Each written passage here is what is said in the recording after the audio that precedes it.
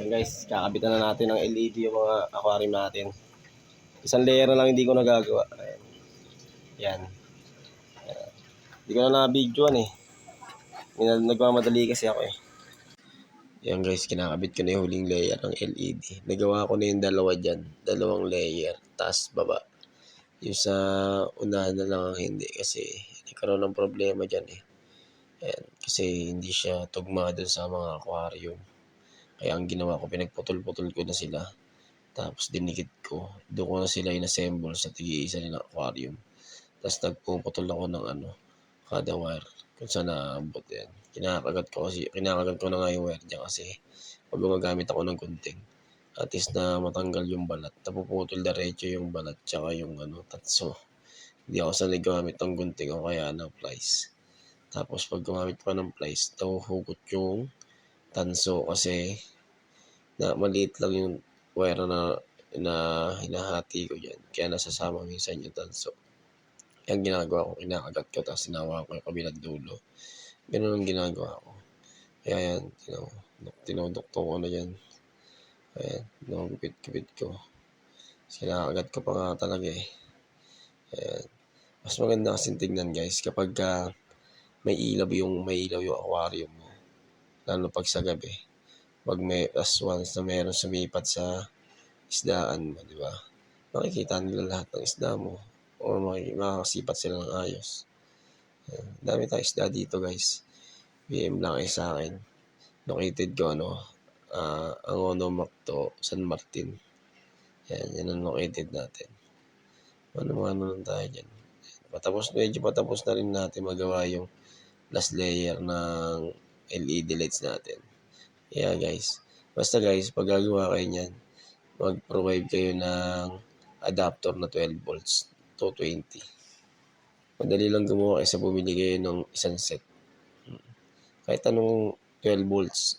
As guys, ang ko pa sa inyo, ayusin nyo yung pag-install ng wire kasi once na magkaiba yung positive negative niyan, hindi ilaw yung ilaw nyo, yung LED.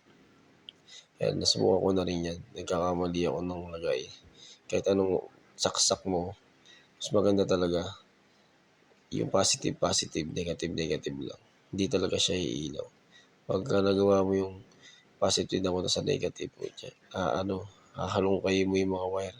Yung wire ko pa naman, black lang. Huli na ako bumili ng pula itim. Kaya medyo tagalan ako sa paggagawa ng LED lights na yan. Pero may kakabit natin ng maayos yan.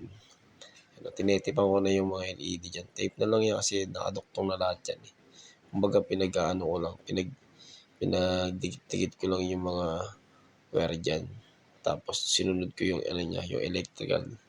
Nilagyan ko ng tape para hindi mapasukan ng tubig o matanggal kaagad. Ayan. Yan na basta ang recommended ko sa inyo guys. Ayusin nyo lang pag-install.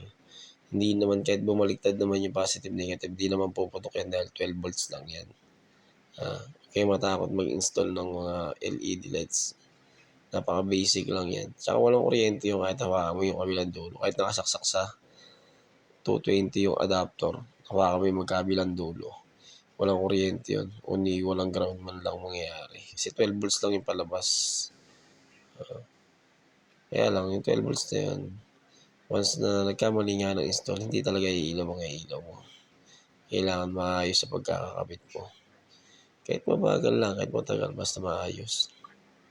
Tignan mo yung sa akin, at least na mapabilis na matagal pa. Dahil nagkamali-mali ako ng kabit. Kasi yun dito, tamang paliwanag na naman sa niya. Ewan ko dyan kung ano sinasabi niyan. Hindi ko naiintindihan. Tamang siya dyan, tamang tingin na siya natin. Pinapaliwanag siya dyan, hindi ko lang alam kung ano. Tapos na tayo guys. Tinuturo na siya. Tinuturo niya yung RTSS natin. Dami tayo study dito guys. 35 pieces na aquarium yan eh. Yan, kinakabit ko na yung LED dyan. Hilayer ako na sa taas yan. Nalagyan ko na ng cable tie para siguradong hindi malaglag. Hindi pa yung ko, ginugulo pa yung isda ko.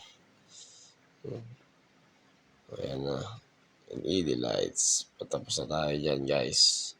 Kaya tingin-tingin lang. Guys, papalo naman ako ng page natin. Tsaka share nyo naman yung mga upload ko sa YouTube, Facebook, tsaka sa TikTok, guys.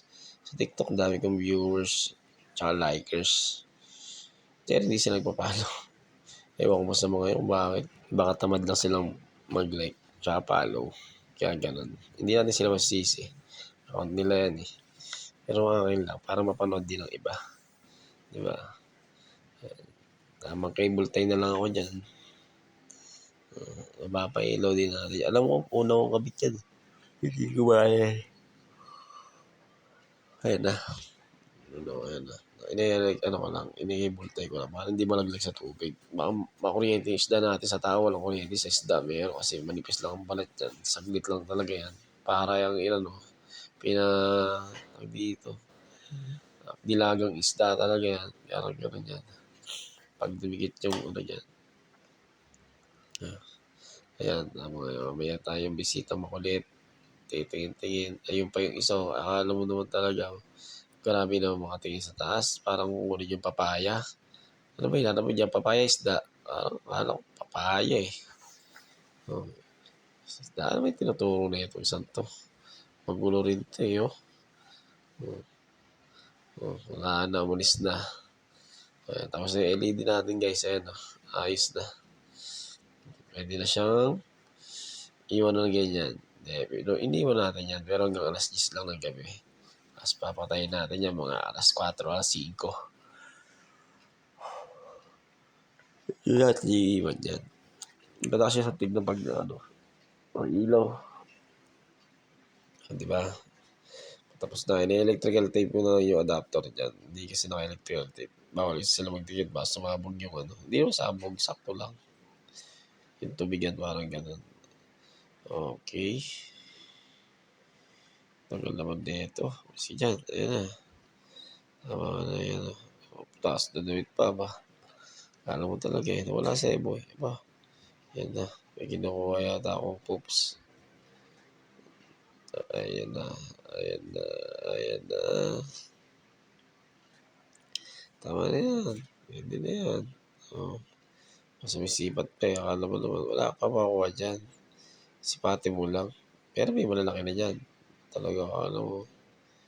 Sinisipat yung ABD niya. Nawawala. Ayun. Ano. Sige. Dahil mula natin. Ano. Oh. Guys, thank you for watching. Bye. Thank you.